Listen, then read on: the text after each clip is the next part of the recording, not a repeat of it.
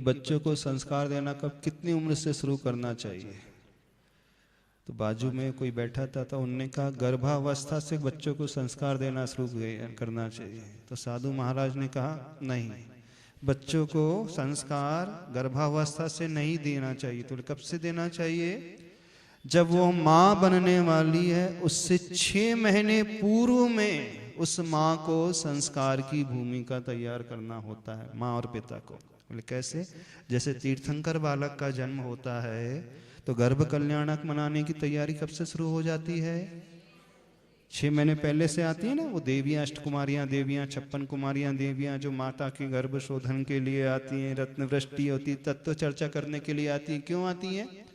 क्योंकि मात्र बाहर के संस्कार नहीं, अंतरंग संस्कार काम करते हैं। वो भी कौन से जीव को संस्कार देने के लिए आई? जिससे तीर्थंकर बालक का जन्म होने वाला है, जो उसी भव से मोक्ष जाने वाला है, और उससे ज्यादा पुण्यशाली जीव कोई नहीं होता है। तो उनकी माँ के लिए 6 महीने पूर्व की तैयारी, तो आज की माता को कितने पहले तैयारी करना पड़ेगा?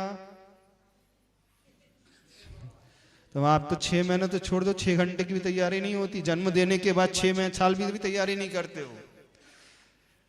शास्त्र के अनुसार जो माँ बनना चाहती है और जो चाहती है कि मेरी कोख से एक आदर्श संतान जन्म ले, जो मोक्ष मार्ग को आगे बढ़ाए, संसार में बहुत अच्छा व्यक्तित्व लेकर के एक नेता के रूप में आगे बढ़े, जिसकी बातें सारे लोग माने, तो उस माँ को गर्भ धारण के 6 माह पूर्व ही ब्रह्मचर्य से रहना चाहिए।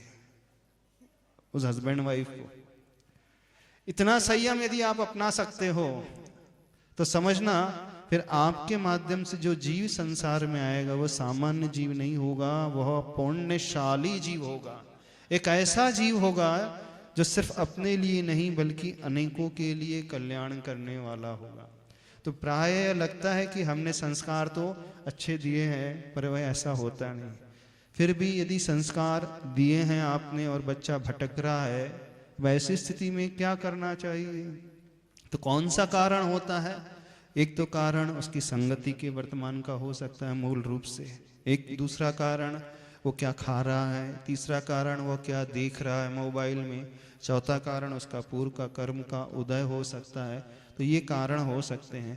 तो ऐसे समय आवश्यकता है, यदि उस बच्चे से गलती हो भी रही है, मान लीजिए वो आउट ऑफ ट्रैक जा रहा है, आप जैसा सोच रहे थे उस लाइन में न बढ़ करके गलत दिशा में बढ़ने लगा, व्यसनी हो गया है, गलत कार्य करने लगा, नशे आदि का सेवन ही करने लगा है, तो भी उससे पहले दुत्कारना बंद कर दे, सबके सामने उसको जलील करना बंद करे, स्वीकारें और उसे गुरु के पास लेकर के जाएं, गुरु का मार्गदर्शन दिलाएं, गुरु का आशीर्वाद दिलाएं। उससे वो हो सकता है सही रास्ते पर आना शुरू कर दे। प्रायः होता है कि कोई बच्चा गलत दिशा में चलने जाता है तो माता पिता से स्वीकार ही नहीं करते हैं, बल्कि और उसे दुत्कारने लगते हैं, और जितना दुत्कारोगे वो और टूटता चला जाएगा। कोई गलत संगति में पड़ गया, उस समय उसे सांत्वना की और वात्सल्य की आवश्यकता होती है, जलील करने की आवश्यकता नहीं होती, उसे आत्मीयता की आवश्यकता होती है।